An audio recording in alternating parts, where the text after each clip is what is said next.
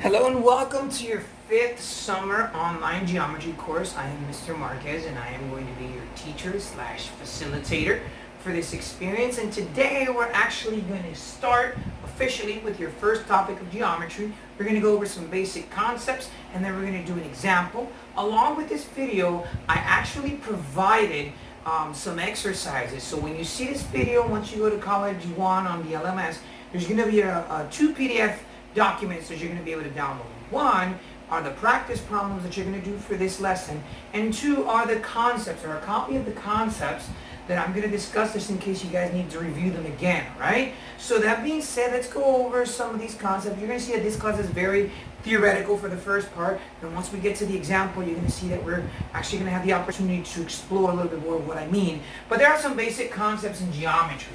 Concepts such as point, line, ray, line segment, opposite rays, planes, and what they are, how we're going to see them throughout the rest of the course.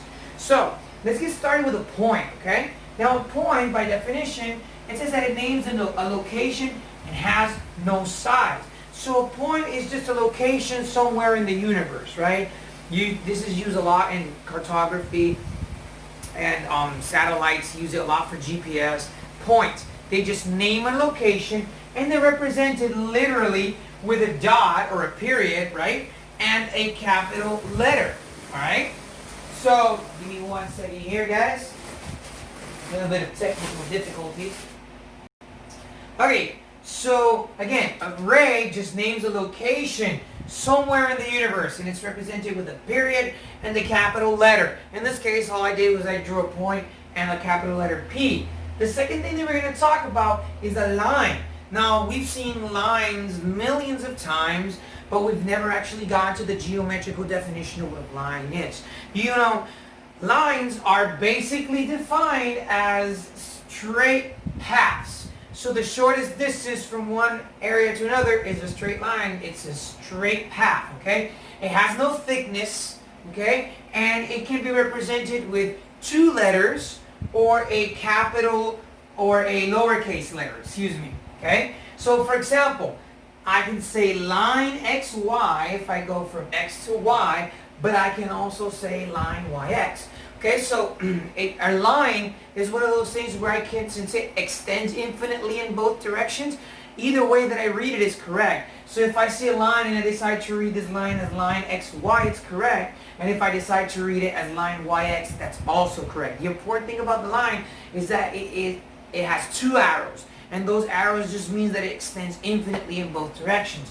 Now, in this case, we use a lowercase l. Sometimes you'll see the lowercase letter that represent a line written in cursive. So it could be a lowercase l, a lowercase s, a lowercase m, or any other letter in the alphabet.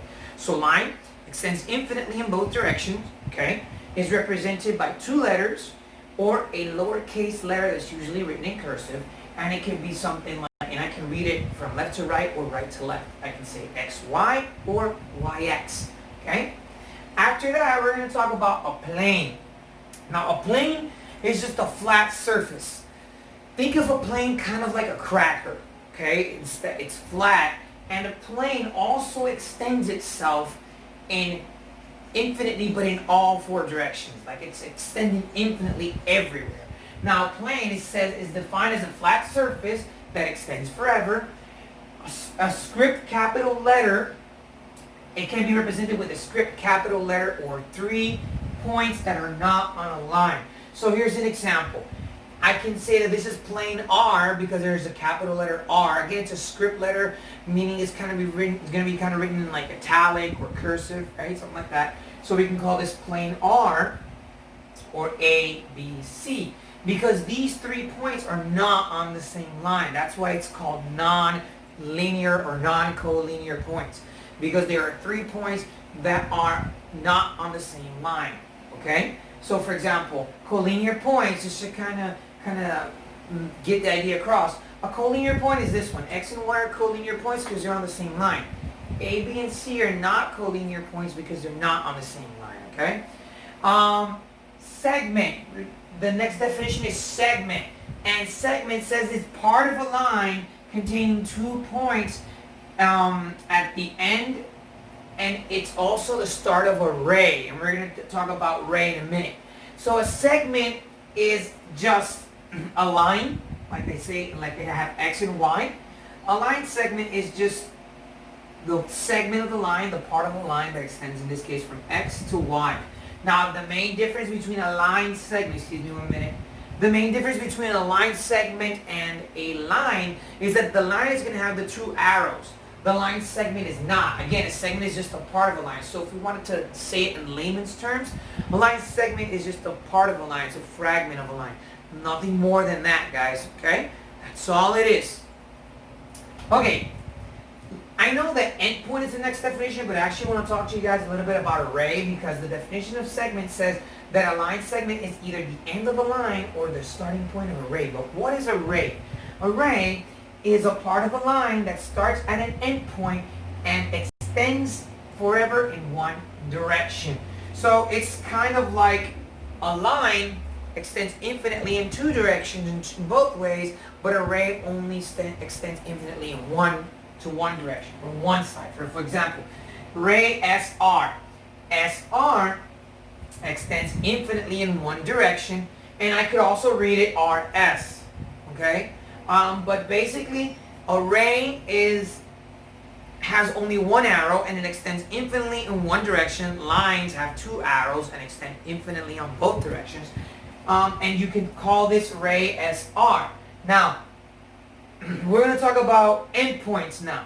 Okay, endpoints is at the end of it's at the end of the segment or the starting point of array. So if I were to look at this, I can say that the endpoint is Y, or endpoint X, better, endpoint X, because it's the start of array. It's the start of array XY. Let me explain this, what I mean. So I'm going to go ahead and erase this real quick, and this is what I mean. Again, I'm going to send you guys a PDF with the definitions, so if you got lost, don't worry about it. So for example, if I have line XY, and it says that array is a part of a line, so I can go ahead and say that this is array XY, and it extends infinitely in one direction, okay? But an endpoint, I can say that X is an endpoint because X is the start of the array. Now, X and Y are also endpoints because they're part of a segment. So I can say that my endpoints are X and Y because they're parts of a line, or I can say that they're XY because they start array. That's all the definition is saying. In other words, the only thing you need to understand is that an endpoint is either the end of the line, literally the end of this segment of the line, or the beginning of array. Okay, that's all it means. And let's talk a little bit about opposite rays. Now it says two rays that have a common endpoint. Now it's illustrated here, and I'm actually going to go ahead and draw it here again. We have the line F and G. Now we're going to see this a little bit later on in the class, but I want you to understand that a line does not necessarily need to have only 2 points. A line can have 3, 4, an infinite amount of points, okay? We just use 2 letters to represent the entire line, or a lowercase letter that's usually written in cursive, but there can be many points. For example, this line has 3 points, and these are called collinear points because they're on the same line. You see how these were not collinear because they're not on the same line? These are collinear because they're on the same line. Now, opposite rays. I actually have 2 sets of rays. It says 2 rays that have a common endpoint. So, for example, I can say ray EF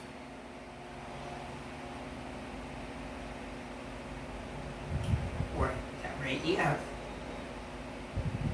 and I can also say ray GE.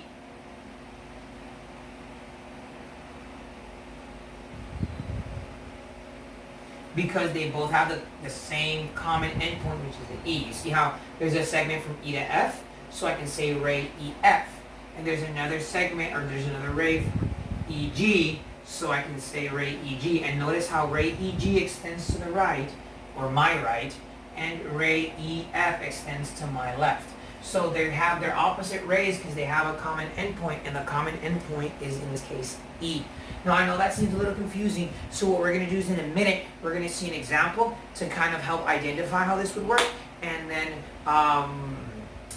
after this, I'm going to assign the work for this video, right? So we're going to see an example in just a minute, and if you want, go ahead, pause, rewind the video, review the terms, and we'll see each other in a minute.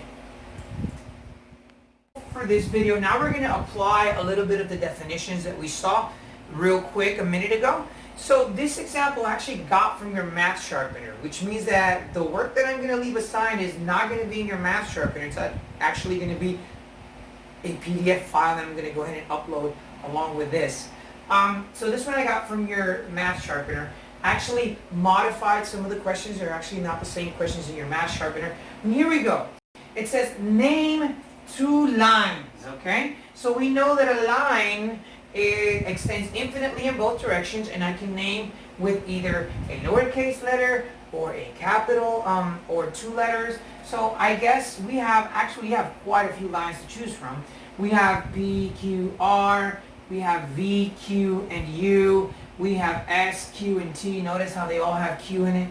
I'm going to say line S to T as one here.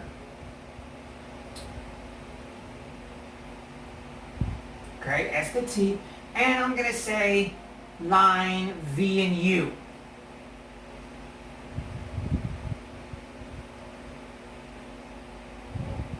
Now when you name the line, it doesn't mean that the point in the middle of the line, because for example, V, Q, and U are a point or a line. It doesn't mean that I'm not taking into account or ignoring the fact that there's another point between them. It's just that I only need two to name them. Okay, so two lines can be S and T, excuse me, and can be V and U. Now it says name two rays. I'm actually going to go ahead and erase this one because I realized that I asked this question. Name two rays. Now the rays extend infinitely in one direction. So I can say, for example, Q and U is a ray.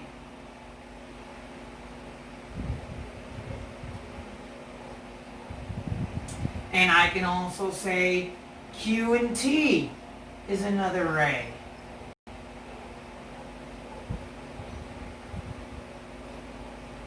Again, Q and U, because it starts at Q and extends infinitely in one direction. And again, I can say Q and T because it also extends infinitely in one direction. Name three collinear points. Remember, collinear points are points that are on the same line. So three collinear points, I can say, well, V, Q, and U, or I can say S, Q, and T, or I can say P, Q, and R. You choose whichever you want. I'm going to go ahead and say point P, point Q, and point R. Those are my three collinear points because they are on the same line. Now it says name a plane. Now there are two planes intersecting in this one, so it's kind of hard to name, a plane. You could use three non-collinear points, which would be 3 points that are not on the same line, or you can use the capital script letter that is on each plane, and you can actually say plane B or plane A, whichever one you want. I'm going to say plane A. Guys, so again, recapping real quick, all we did was we used the figure to answer some questions, which is what you're going to do in the practice problems that I'm going to upload along with this video. So to review, name two lines. Remember, I need just 2 points to name a line, and they have to extend infinitely in both directions. So I said line S and T and line V and U. Two rays. Remember that two rays are part of a line that move infinitely in one direction. They have to have 2 points, and there has to be an arrow. So for example, I can say Q and U, ray Q and U, and I can also say ray Q and T. And three collinear points are 3 points that are on the same line, and I chose points P, Q, and R, but you could have chosen any other 3 points. And to name a plane, I chose plane A, because it's a capital scripted letter, although I didn't really draw it that well. Or I could have said plain B, which is another scripted letter. I could have asked for more things. I could have asked for line segments. And let's say I ask you for a line segment. Let's say line segment. Let's name one line segment. A line segment, we said, was a segment or a fraction or part of a line. We could have said segment Q and V, or we could have said section S and Q. Let's say segment S and Q. You know what? Yeah, segment S and Q.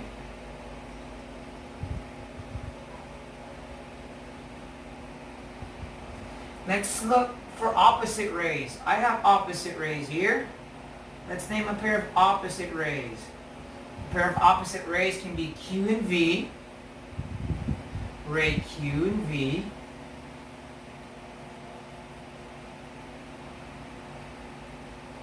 And ray Q and U.